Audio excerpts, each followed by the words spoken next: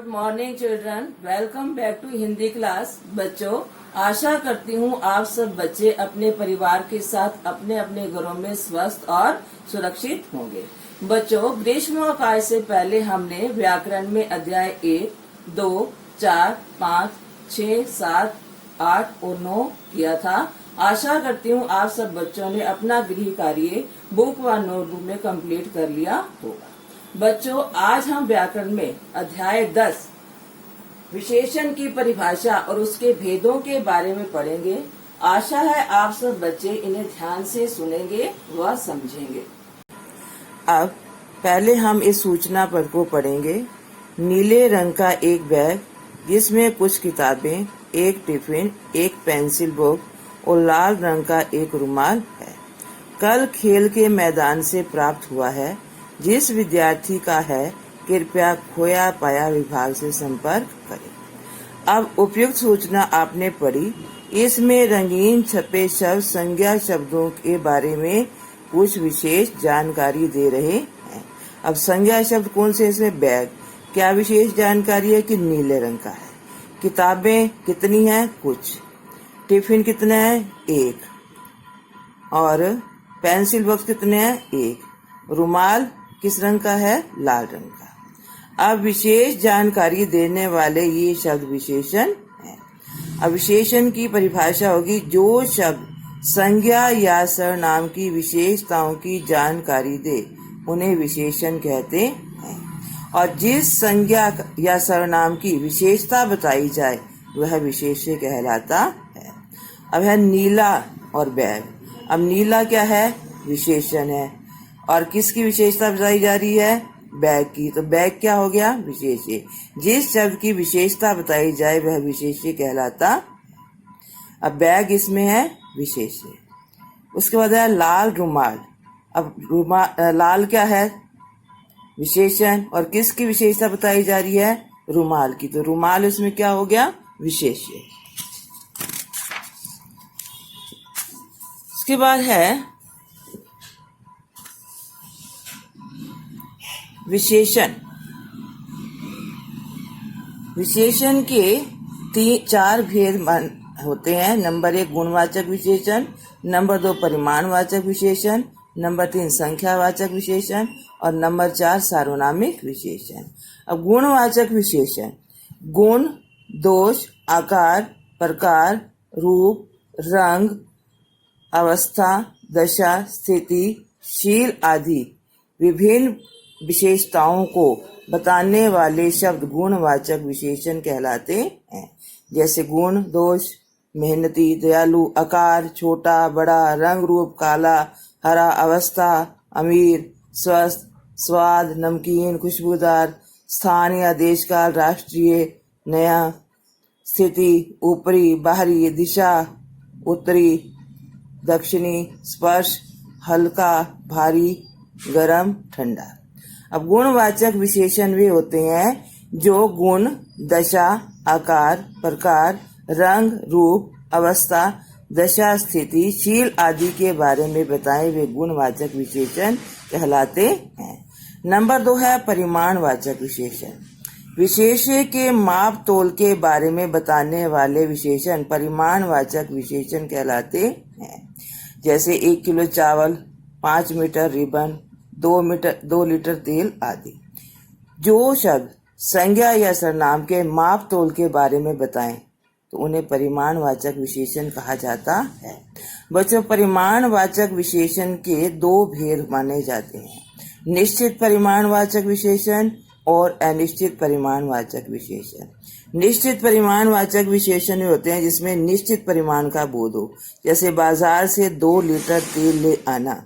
अब 2 लीटर क्या है? निश्चित परिमाण है। और अनिश्चित परिमाणवाचक वह होता है जिसमें निश्चित मात्रा का बोध ना हो।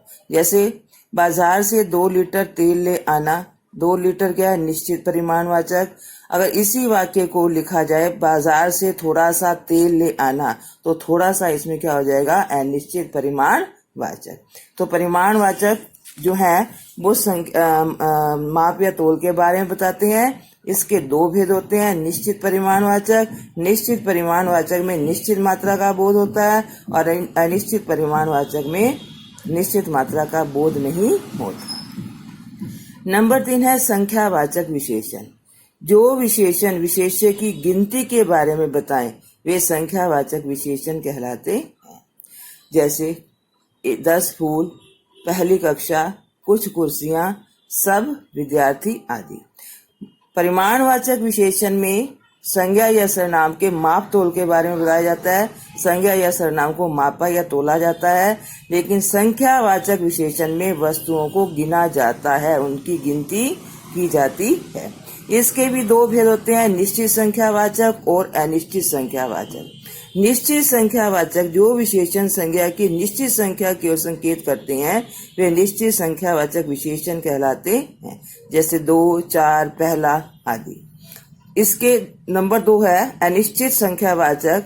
अनिश्चित संख्यावाचक में जो विशेषण विशेष्य की निश्चित संख्या का संकेत न करके केवल अंदाजा दे वे अनिश्चित संख्यावाचक विशेषण कहलाते हैं।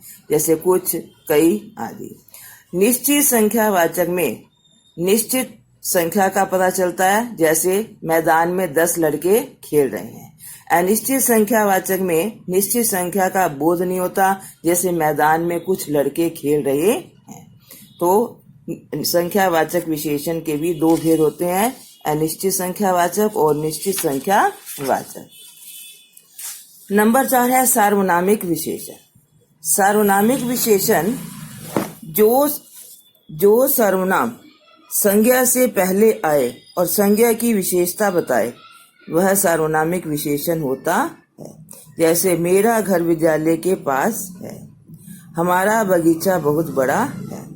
जब कोई सर्वनाम शब्द संज्ञा से पहले आकर उसकी विशेषता बताए तो वह सार्वनामिक विशेषण कहलाता है। जैसे लड़का आ रहा है, अब इसमें लड़का क्या है? संज्ञा है, लेकिन इसके साथ विशेषण सर्वनाम नहीं लगा हुआ। ये लड़के के बारे में बता रहा है कि लड़का आ रहा है। अब इसी के साथ संज्ञा से पहले हम वह सर्वनाम लगा दे, वह लड़का आ रहा है, तो वह लड़का क्या है? सार्वनामिक विशेषण बन जाएगा। जैसे हमारा बगीचा बहुत बड़ा है, उसका बेटा बुद्धिमान है। मेरा घर, हमारा बगीचा, उसका बेटा, यहाँ मेरा, हमारा और उसका मूलतः क्या है? ये सर्वनाम है जो घर, बगीचा, बेटा की विशेषता बता रहे हैं, अतः ये सार्वनामिक विशेषण होंगे। अब सर्वनाम और सार्वनामिक विशेषण में अंतर क्या है? अंतर मैंने पहले भी बताया है तुम्हें। जब सर्वनाम संज्ञा से पहले आए तब सार्वनामिक विशेषण होगा, नहीं तो सर्वनाम होगा। जैसे यह फूल कितना सुंदर है, अब फूल इसमें क्या है? संज्ञा। संज्ञा से पहले क्या आ गया? यह जो है फूल की ओर संकेत कर रहा है, तो यहाँ सार्वनामिक विशेषण हो जाएगा। यह इधर रख दो, अब इधर क्या है? संज्ञा नहीं है, और यह क्या है? इसमें सर्वनाम, तो ये क्या होगा? यहाँ सर्वनाम। वह बच्चा बहुत नटखट है, अब वह बच्चा क्या है? संज्ञा। वह संज्ञा से पहले क्या लग गया? सर्वनाम, तो वह बच्चे की ओर संकेत, वह जो है बच्चे संज्ञा की ओर संकेत कर रहा है, तो यहाँ क्या आ जाएगा? ये सार्वनामिक विशेषण। अब वह नटखट है, अब यहाँ संज्ञा नहीं है, तो वह यहाँ क्या हो जाएगा? ये सर्वनाम हो जाएगा। उसके बाद है हमारा विशेषणों की अवस्थाएं। जैसे बच्चों आप इंग्लिश में डिग्रीज पढ़ते हो, वैसे हमारी विशेषणों की अवस्थाएं हैं। इसमें क्या होता है? गुण दोषों की दृष्टि से विशेषणों की 3 अवस्थाएं होती हैं, मूलावस्था, उत्तरावस्था और उत्तमावस्था।